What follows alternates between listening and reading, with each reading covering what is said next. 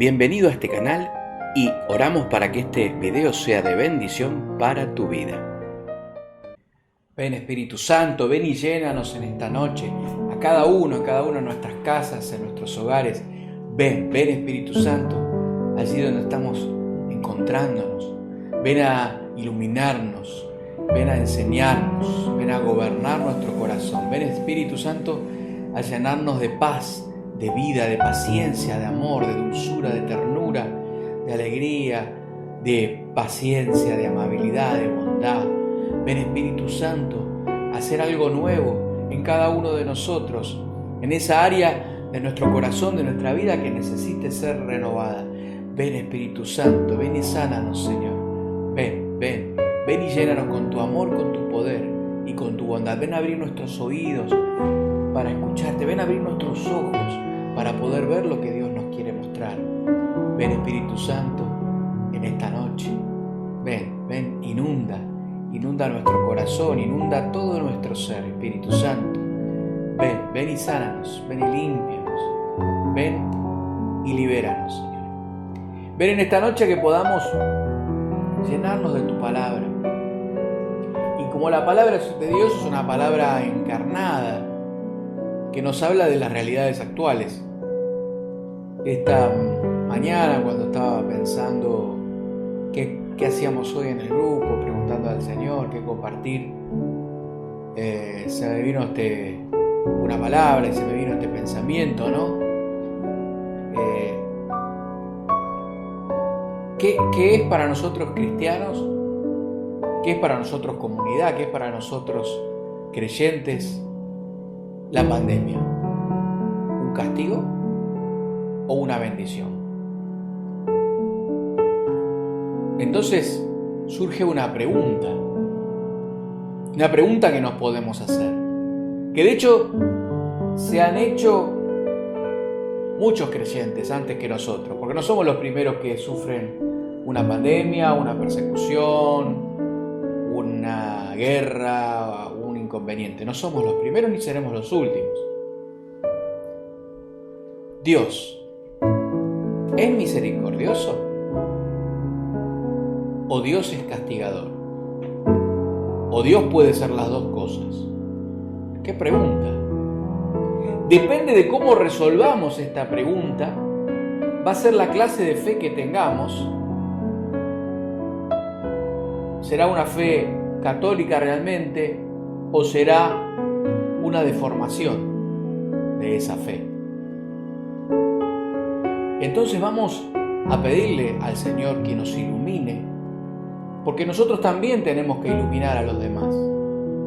El Señor enciende una luz, dice la palabra de Dios, para que se lo ponga arriba, en lo alto, porque cuando una luz está arriba, ilumina. No se la pone, dice, para ponerla debajo de la cama, debajo de la mesita de luz. Se ponía arriba de la mesita de luz la lámpara. Nosotros también hoy no tenemos las lámparas de aquella época de aceite, pero tampoco no ponemos el velador abajo de la cama. Lo ponemos arriba, atrás, porque si queremos leer un libro o ver algo, y cuando van pasando los años, peor, necesitamos más luz para poder ver. Entonces, vamos a meternos en esto. Entonces, está esta primera pregunta. ¿Dios es misericordioso?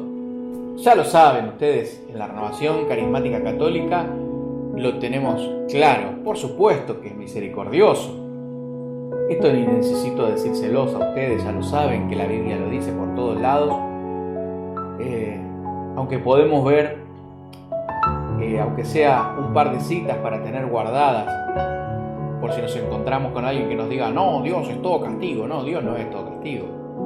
Porque se da, hay como dentro de la iglesia dos extremos, que hay a veces uno ve en las redes sociales y la gente que pelea, ¿no?, entre dos teologías. Le llaman el buenismo, donde Dios es todo bueno, Dios perdona todo, Dios es todo bondad, Dios es todo misericordia. Entonces, bendigamos a alguien que está en pecado, ¿no? Como que tener misericordia es aceptar el pecado del otro, ¿no? Como una exageración de la misericordia, vendría a ser, por un lado. Y por el otro lado tenemos a veces también un Dios que vino a castigar y está la pandemia, porque nos va a hacer, Dios nos va a hacer de goma, porque somos y Dios nos va a destruir a todos, esa cosa apocalíptica de un Dios lleno de ira, castigador. Pero ¿cuál es el Dios de la Biblia? Porque a veces parece que fuera uno en la Biblia y a veces parece que fuera otro, depende del momento. ¿O será que Dios es esquizofrénico y según cómo se levanta, nos pide a nosotros que no tengamos ataques de ira y Él los tiene? No creo que Dios sea así, ¿no? Ustedes saben que no. Pero nuestra mente limitada entiende poco de esto. Entonces, dice en Efesios 2:4, Dios es tan misericordioso y nos amó con un amor tan grande que nos dio vida juntamente con Cristo cuando todavía estábamos muertos a causa de nuestros pecados. Entonces no nos puede quedar ninguna duda de la misericordia de Dios. Tiene un amor tan grande que nos dio vida con Cristo cuando éramos pecadores. A través del bautismo nos resucitó a la vida gracias al poder que emana de la resurrección, de la Pascua de Jesús. Dios tiene misericordia, Dios se compadece de nosotros y nos da vida aun cuando éramos pecadores y estábamos muertos a causa de nuestros pecados. Entonces, podemos decir que Dios es misericordioso. Por las dudas, y aparte busqué citas que hablan exactamente, hay muchas citas que hablan de la misericordia de un modo, no con la palabra misericordia, pero que están expresando lo que es la misericordia. De hecho está el texto de Jesús cuando habla de ese padre que recibe a ese hijo calavera que había dilapidado todo, ese hijo que no se había comportado bien. Después también, por poner una segunda cita para que no sea una sola, la segunda carta a los Corintios, capítulo 1, verso 3, dice: alabado sea el Dios y Padre de nuestro Señor Jesucristo, pues es el Padre que nos tiene compasión. En otras traducciones, en la traducción, vamos a buscar la traducción de la Biblia de Jerusalén, dice: bendito sea el Dios y Padre de nuestro Señor Jesucristo, Padre misericordioso y de toda consolación, ¿no? Que nos consuela en toda tribulación nuestra para poder nosotros consolar a los que están en tribulación, mediante el consuelo con que nosotros somos consolados por Dios. Este trabalengua que arma San Pablo es fantástico, que quiere decir que nosotros pasamos por tribulación y recibimos el consuelo de Dios. Y eso nos capacita para consolar entonces a los que están siendo atribulados. Es decir, tenemos empatía, los entendemos. Ciertamente, cuando uno estuvo enfermo, cuando uno estuvo, por ejemplo, internado, entiende a alguien que pasa por lo mismo. Cuando uno tuvo que cuidar a una persona enferma durante muchos meses, durante mucho tiempo, entiende lo que está pasando otra que le pasa lo mismo. Cuando una mujer, tuvo una separación, entiende a otra mujer que le está pasando lo mismo, o un hombre. Cuando tenés un hijo con problemas de alcohol o de droga, entendés perfectamente y podés consolar a otra persona que le está sucediendo lo mismo. Entonces, Jesús estuvo en la cruz y entonces puede compadecerse de nosotros y tener misericordia. Entonces, tenemos la seguridad de que Dios es misericordioso. Ahora, yo les pregunto, si Dios es misericordioso, ¿por qué estamos pasando la pandemia? ¿No podría Dios borrar la pandemia? ¿Cuánto hemos orado? ¿Cuántas? Nosotros solos no. ¿Cuántos millones de católicos y de no católicos de otras denominaciones cristianas? Y también Dios es tan misericordioso que escucha a los que creen en otras cosas, porque Dios es misericordioso. ¿Cuánta gente, hasta el que no rezaba, rezó pidiendo que se acabe la pandemia? Y no se acaba, sino que empeora. Entonces, si Dios es tan misericordioso, ¿por qué no hace algo? Esa es la pregunta que muchos se hacen. La pregunta que muchos en el mundo se hacen. Yo sé que ustedes no la hacen, pero quizás sus familiares se la hacen, sus hijos se las hacen, sus padres, sus madres, sus hermanos, primos, sus amigos. Bueno, si Dios es misericordioso, ¿por qué pasa lo que pasa? Entonces nos preguntamos, Dios, ¿qué es misericordioso? ¿También es capaz de castigar? ¿Aplica castigos? ¿O eso es algo? Algunos dicen, estos teólogos del llamado buenismo, dicen, no, Dios no castiga, eso son cosas del Antiguo Testamento que no se entendía. Cuando vino Jesús ya terminó con todo eso no existe. Eso era algo del Antiguo Testamento. El Nuevo Testamento, ya Jesús murió en la cruz, ya el castigo por el pecado no existe. Ya eso terminó, fue abolido, es algo antiguo. Y otros dicen no, porque la palabra de Dios no puede ser abolida, lo nuevo no abolió lo viejo, vino a darle cumplimiento. Y empieza toda esa discusión. Entonces vamos a ver qué dice la palabra de Dios, a ver si Dios puede aplicar castigos. Ya le digo que sí, por supuesto que lo puede hacer, es Dios, puede hacer lo que quiera, pero vamos a ver si lo quiere hacer o no. Vamos a buscar en primera carta a los Corintios, capítulo 3, versículo 15.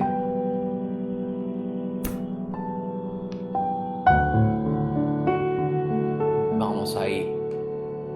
Dice, mas aquel cuya obra quede abrasada, sufrirá el castigo. Él, no obstante, quedará salvo, pero como quien escapa del fuego. Este es un texto que está contextualizado acá en la primera carta a los Corintios, que se ha utilizado siempre en la Iglesia Católica para explicar el tema del purgatorio. ¿De dónde sale el purgatorio? Está hablando San Pablo de aquel que se salva, como diríamos acá en Argentina, se salva raspando. Es como aquel que sale, acá está hablando del fuego, como aquel que escapa de un incendio todo chamuscado. Se salva y sale como medio prendido fuego, medio chamuscado, con olor a humo, y uno dice, se salvó de milagro, se salvó justito. Pero dice, sufrirá castigo.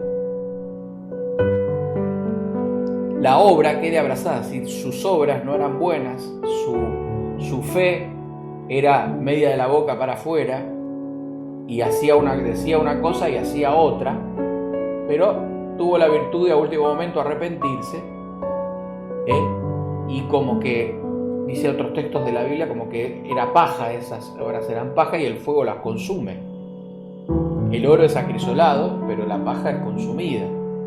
Pero no obstante quedará a salvo como quien escapa del fuego. O sea que sufre un dolor, sufre una purificación. Eso es después de la muerte, cuando nosotros morimos en gracia de Dios, es decir, en amistad con Dios, pero con un montón de cosas desordenadas en nuestra vida, necesitamos pasar por una etapa de purificación para estar frente a la presencia de Dios, porque de otro modo nuestro ser no soportaría el ver a Dios. Hay que tener una cierta transformación del corazón en amor para poder estar en su presencia. Y eso produce un sufrimiento. ¿Por qué? Bueno, ahora vamos a hablar de eso, pero ese sufrimiento del no amor frente al amor, del egoísmo, del pecado. El pecado produce sufrimiento y eso nos hace sufrir.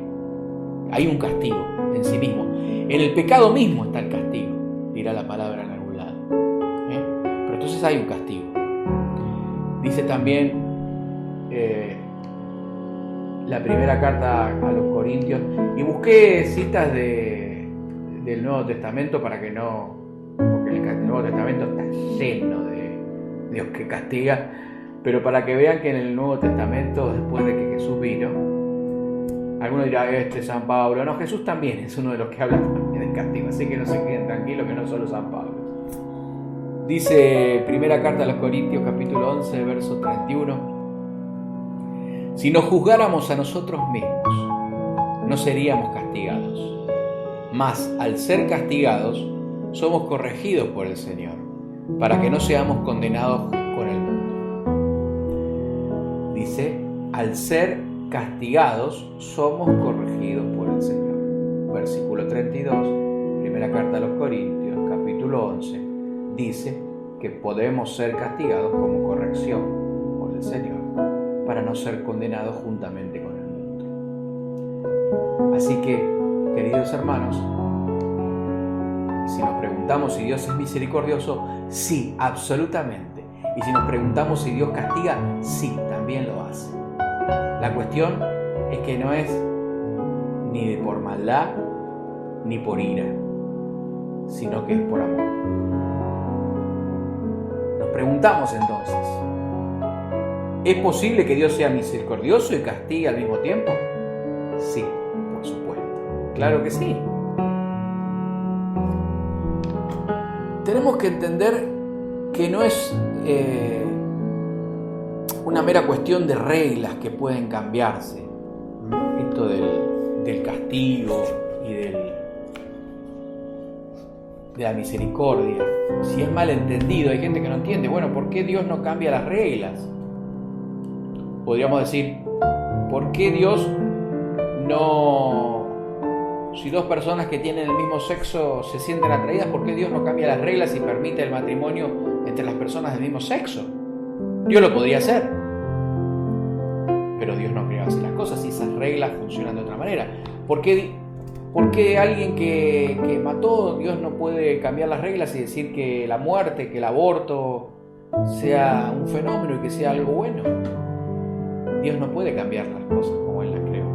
Pero no es una cuestión de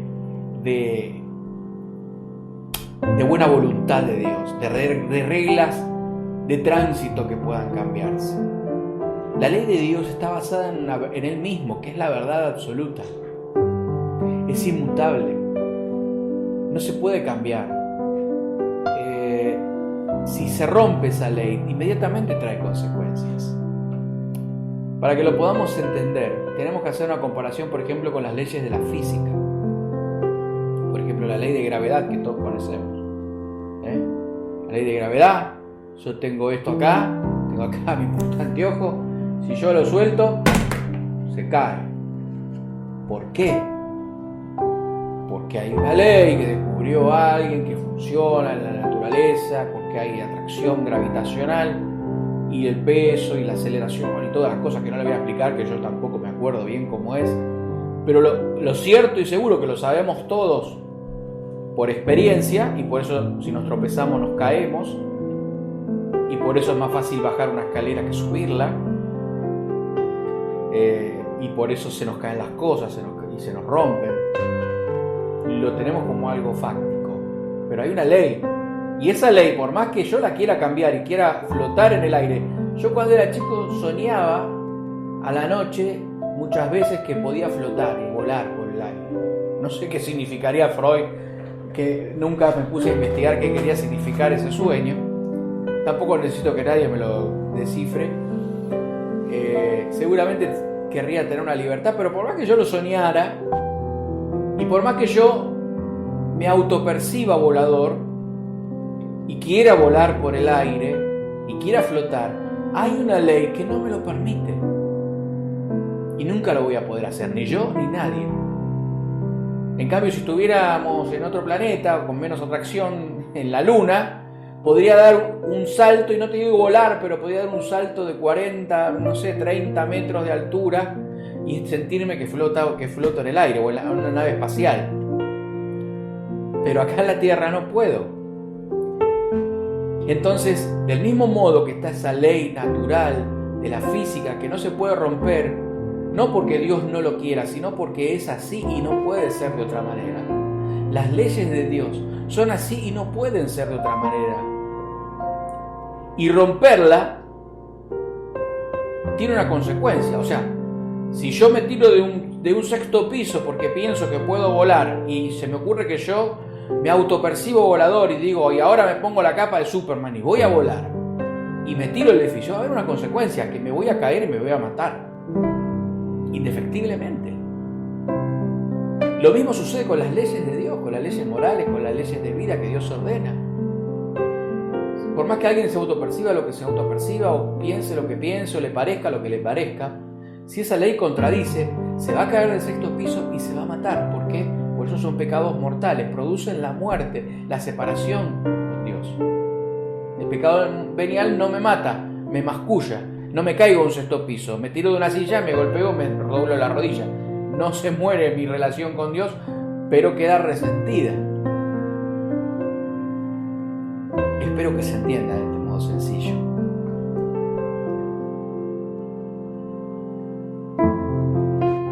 Esto no se puede cambiar. Si se rompe, se sufren las consecuencias. Pero Dios, que es misericordioso, nos ofrece una salida legal, una salida dentro de esta ley que Él mismo hizo. Que no, ya les digo, no es una ley de letra, sino que es una ley, diría en filosofía, una ley óntica, es decir, del ser mismo, que no se puede cambiar, está en la esencia de las cosas. No es una ley externa.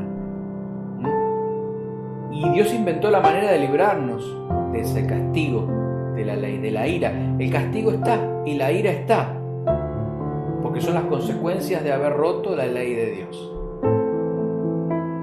Es como si yo destruyo la naturaleza, después la naturaleza se vuelve en mí. Lo que está pasando ahora con el planeta. Si nosotros hacemos lo que queremos, castigamos a la naturaleza, viene el calentamiento global, vienen las inundaciones, vienen las tormentas, y es como que el castigo se nos vuelve a nosotros mismos. Por estar castigando de mal modo a la naturaleza, tiene una ley, hay una biodiversidad, hay un equilibrio. Cuando nosotros lo rompemos, se nos vuelve en contra. Lo mismo sucede en el mundo espiritual. ¿Qué inventó Dios? Que con solo creer que Jesús es el Hijo de Dios, enviado para salvar al mundo, porque Él soportó en sí mismo el castigo que pesaba sobre nosotros y logró corromper las consecuencias de esa ley. Esa ley, todo ese castigo que nosotros producimos sobre la humanidad con nuestros pecados, cayeron sobre el mismo Jesús. De modo que todo aquel que crea en Él y permanezca bajo la autoridad de Él, cumpliendo por gracia la ley divina, se va a ver libre de ese castigo. El castigo existe, pero yo me puedo liberar. Vamos a ir entonces a un texto que nos lo va a aclarar de modo muy bueno. En Juan 3:36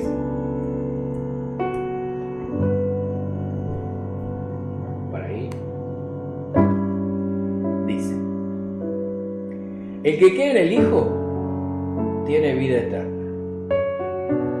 El que resiste al Hijo no verá la vida, sino que la ira de Dios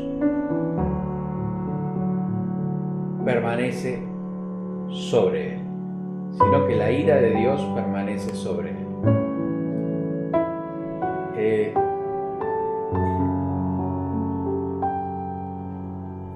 A ver si lo...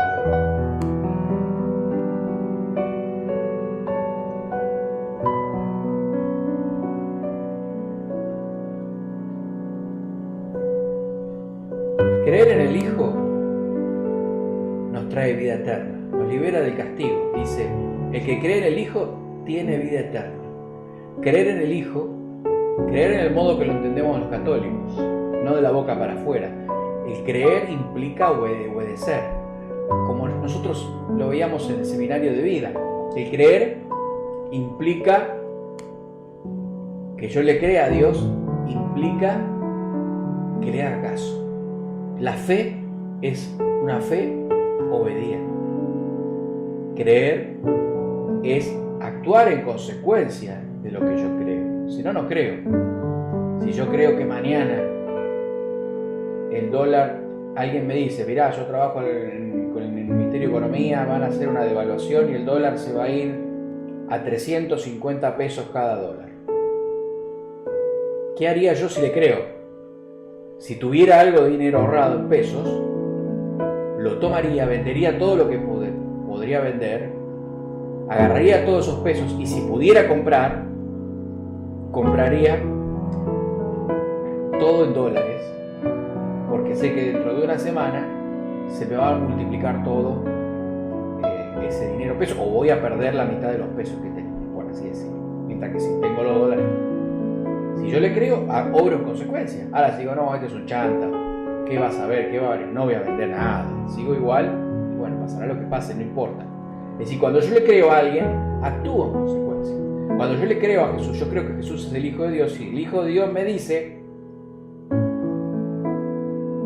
todo aquel que mira a una mujer deseándola ha cometido adulterio en su corazón. Yo le creo, entonces tengo que cuidar mis ojos y no tengo que andar mirando a cualquier mujer, porque no solo el adulterio se comete en el hecho carnal, sino que se comete con el deseo, el pensamiento y la vista. Entonces tengo que cuidar mis deseos, mis pensamientos y mis ojos. ¿Por qué? Porque le creo. Y entonces actúo en consecuencia. Si yo hago cualquier cosa, y fornico, y robo, y miento, no le creo nada, no le creí. Que alguien vaya a la iglesia, que alguien rece oraciones, no quiere decir que cree. Que cree es el que obedece a Dios. Que se equivoca en el medio muchas veces, sí, pero tiene una prontitud para reparar lo que hizo y volver a empezar. Nos podemos equivocar, pero aquel que vive, como dice el Papa, de modo corrupto, Jesús diría de modo hipócrita, como le dicen los fariseos, que decían una cosa y hacían otra, eso no tiene fe, eso no es fe, eso es hipocresía. Resistirse, después dice ahí en la palabra que estábamos leyendo, el que resiste al Hijo no verá la vida. ¿Qué es resistirse? Resistirse a creer y a obedecer al Hijo. Es decir, viene el Espíritu Santo, te muestra cuál es la verdad. Y hay personas que se resisten a creer, a obedecer. Eso no permite, cuando uno se resiste a creer, cuando uno se resiste a obedecer a Dios, no permite, por la libertad dada que Dios nos dio a los seres humanos, que seamos librados del castigo eterno. Que ese es el deseo más grande que Dios tiene, liberar del castigo eterno. Pero Dios permanece impotente ante la libertad que le ha dado al hombre, con la más alta dignidad, por haber sido creado a su imagen y semejanza. Dios tiene ese problema. Dios es impotente ante la libertad del hombre. Dios decidió también en su ley, que no la puede cambiar, que el hombre sea libre, porque esté hecho a imagen y semejanza. Por lo tanto, si alguien decide resistirse a creer, Dios no lo va a obligar, no lo puede obligar, porque está en su ley el no obligarlo. Entonces, la ira de Dios permanece sobre esa persona. La ira de Dios permanece hasta que el ser humano deje de resistirse a creer. Mientras el ser humano se resiste a creer, la ira de Dios permanece sobre él. La ira de Dios permanece sobre los pueblos que se resisten a creer. Pareciera que ahora somos casi todos o todos. Entonces, la pandemia será un castigo para aquellos que permanezcan en la incredulidad, que se resisten a aceptar a Jesús como el Dios Salvador. Su soberbia y su dureza será la perdición. En cambio, aquellos que con humildad reconocen su error, aceptan la verdad del Hijo, esa ira desaparecerá, no permanecerá sobre ellos, sino que se irá, y serán grandemente bendecidos, conquistando por la fe y por la gracia divina la vida eterna, la felicidad celestial. Eso está graficado en la cruz de Cristo. Un hombre a su derecha, otro a su izquierda. Los dos ladrones, los dos merecían la condena eterna. Uno frente al sufrimiento, frente a la pandemia que lo estaba azotando, frente a la ira de Dios, el castigo que estaba recibiendo, dice: es justo que yo reciba que le dice al otro, es justo que nosotros recibamos este castigo porque hemos obrado mal. Es justo. Pero ¿qué hace? se vuelve hacia Jesús y le dice: creo en vos, creo que tenés un reino y te pido que te acuerdes de mí cuando estés en ese reino. Te pido que me perdones, que me hagas el favor de poder ir a ese reino. Y Jesús entonces desata la misericordia. Frente a la ira se desata la misericordia. Y Jesús le dice: esta misma noche estarás conmigo en el paraíso. Entonces existe el castigo y existe la misericordia. Si no hubiera castigo, no tendría razón de ser la misericordia. No existiría. Ya no sería misericordia, sería, bueno, está todo bárbaro, estamos en el cielo. La misericordia es necesaria porque todavía existe el castigo. Y el castigo recae por la dureza, por la incredulidad, por el resistirse a creer en el Hijo de Dios enviado para salvarnos. Cuando hacemos como este buen ladrón, como Dimas, y dejamos de resistirnos, y nos humillamos y reconocemos el pecado, y nos volvemos hacia Dios y le pedimos perdón, Él nos perdona y nos lleva al paraíso, y deja de pesar sobre nosotros la ira. En cambio, el otro ladrón sufrió lo mismo que él, el castigo y la ira, pero en lugar de humillarse, de reconocer su pecado y de pedir la misericordia, creyendo que Jesús es Dios, se burla en medio de su pandemia, se vuelve lleno de ira y le increpa a Dios y le dice: pero si sos misericordioso, si sos bueno, bajate y salvanos. Es decir, su corazón se llena de soberbia, de resistencia. No reconoce su pecado, no se vuelve a Dios. Entonces la ira permanece sobre él. Es lo mismo que sucedió con el faraón de Egipto durante las 7 plagas. Esas plagas no estaban destinadas a destruir Egipto, estaban destinadas a ablandar el corazón de los egipcios que mantenían a otras personas esclavas, simplemente para no trabajar ellos, para tener el placer de tener pirámides gigantes y vaya a saber cuántas cosas más. Y Dios envía 1, 2, 3, 4, 5, le da el tiempo. 7 es la totalidad, el 7 en la Biblia es el tiempo perfecto. Dios espera el máximo tiempo que la misericordia puede esperar.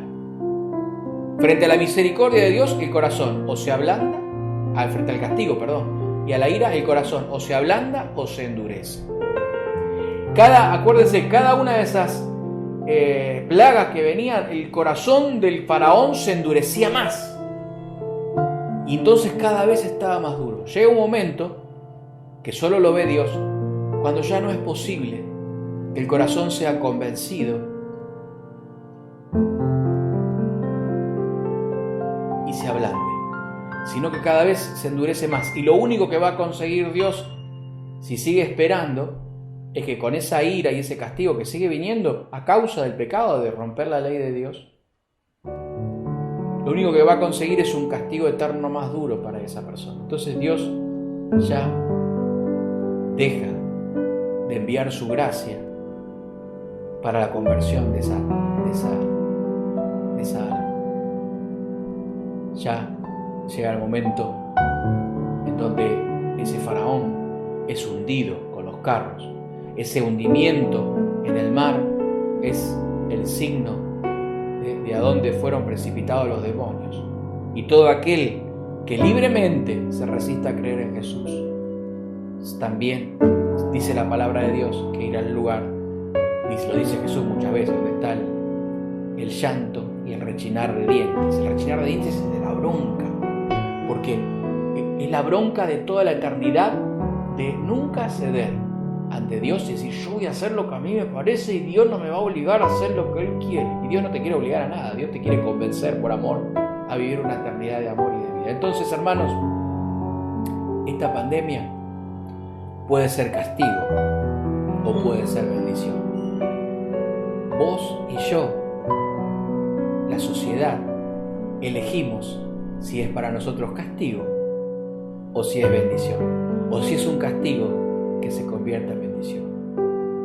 Para mí comenzó el año pasado como un castigo y gracias a Dios se ha ido convirtiendo en una bendición. Espero, confío y creo que a ustedes les sucede lo mismo. Y oremos para que les suceda lo mismo a nuestros hijos, a nuestros familiares, a nuestros seres queridos, a nuestros gobernantes, a nuestra nación, al mundo entero. Gracias, Señor, por esta pandemia, porque es la oportunidad que le estás dando al mundo de volverse, de dejar de endurecer el corazón. Pero pareciera que el faraón está ahí afuera y en medio de la pandemia, aborto, eutanasia, sacar a Dios de la sociedad, expulsarlo, porque molesta, porque queremos vivir una vida con una ley propia, ser como dioses, tener nuestra propia ley. Pero no se puede evadir la ley de Dios, no podemos ser autónomos, somos criaturas, y lo querramos o no, la ley existe y tenemos que sufrir las consecuencias de obedecerla o de quebrantarla. Que el Señor nos regale la sabiduría para entender todo esto, para vivirlo y para que la pandemia sea nuestro testimonio de la gran bendición que Dios trajo a nuestras vidas. Un abrazo, bendiciones. Si este video fue de bendición para vos, te pedimos que nos ayudes con algo muy sencillo. Suscríbete al canal, en la campanita, y dale me gusta al video. De esta manera vas a estar ayudándonos a que el buscador de YouTube nos ponga en un lugar más arriba. Muchas gracias, que sea un día bendecido para vos.